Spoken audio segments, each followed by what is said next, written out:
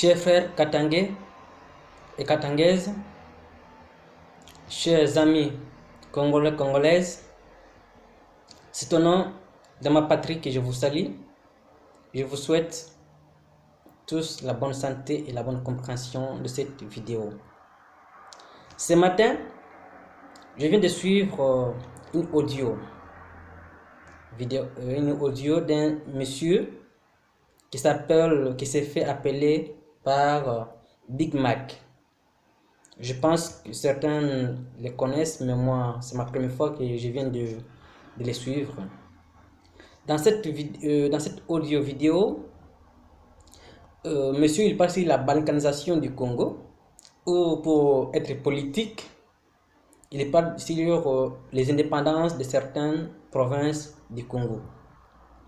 Son analyse se focalise sur une critique sur les personnalités de sur la personnalité des personnes qui prétendent vouloir la libération ou vouloir les indépendances de leur province.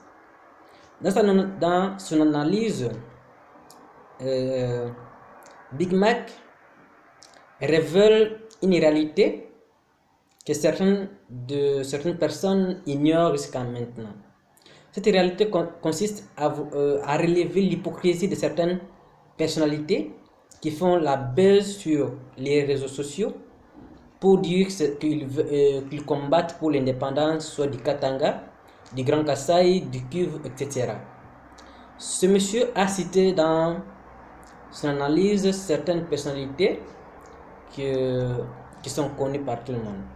Cependant, je tiens à le remercier parce que ce qu'il a dit, c'est la pire réalité, et qu'aujourd'hui, certaines personnes qui se sentent lésées par le pouvoir central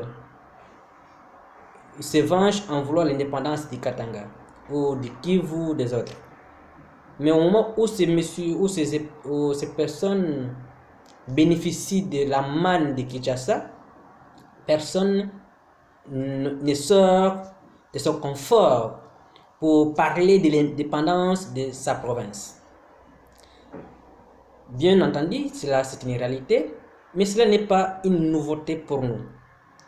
Je ne sais pas l'histoire de certaines provinces du Congo, telles que les Kivu, ou les Kasaï, ou le Congo. Cependant, je connais l'histoire des Katanga dont je maîtrise à la lettre et dont j'ai focalisé toutes mes études depuis ma adresse enfance. Donc c'est ce que d'abord j'aimerais remercier à ce monsieur de nous avoir éclairé l'esprit, mais j'aimerais lui corriger certains effets qu'il a généralisés en parlant de tous qui combattent pour l'indépendance comme état de marionnettes de Kinshasa ou des personnes qui se sentent lésées. Ce n'est pas une réalité. Cependant, la vérité en est que les Katanga périssent doucement ou petit à petit, puisque nombreux des Katangais ont focalisé leur idéologie indépendantiste sur l'économie et en se basant sur les richesses du sous-sol katangais.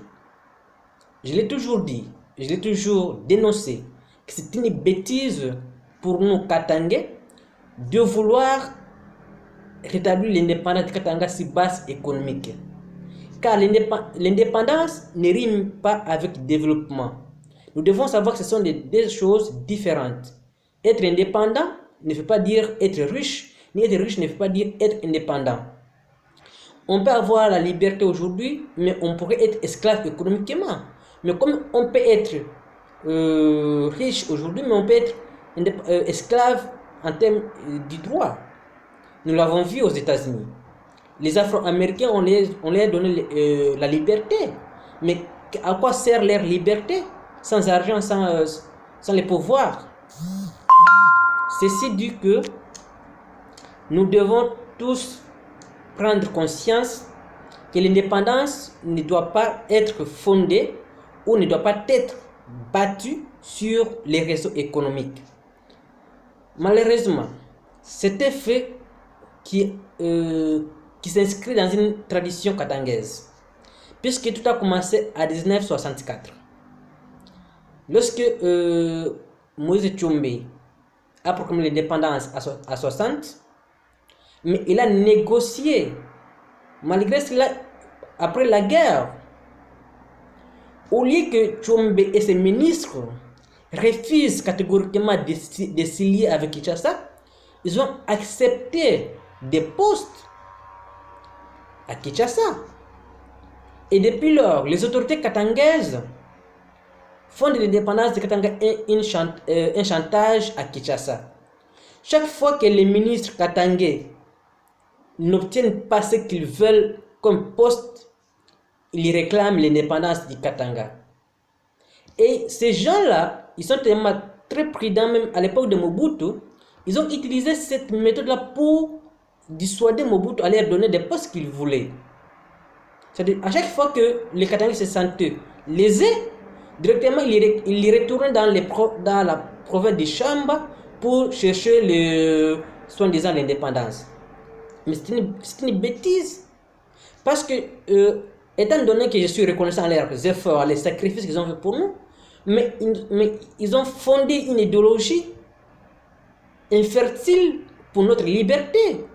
Nous connaissons qu'aujourd'hui, les droits internationaux reconnaissent à tout peuple son droit à l'autodétermination. C'est un fait juridique qui reconnaît à tout le monde. Cependant, ce fait ou ces droits doivent avoir des raisons raisonnables. Et les raisons pour nous, ce ne sont pas des raisons économiques. Pourquoi? Parce que tous les pays du monde connaissent les crises économiques. Personne n'est à l'abri de ces crises-là. Je peux vous donner un exemple un peu léger. Haïti. Haïti, c'est l'un des pays où les Noirs ont acquis l'indépendance depuis 19 et depuis 18, je ne sais pas moi, dans les années 1800.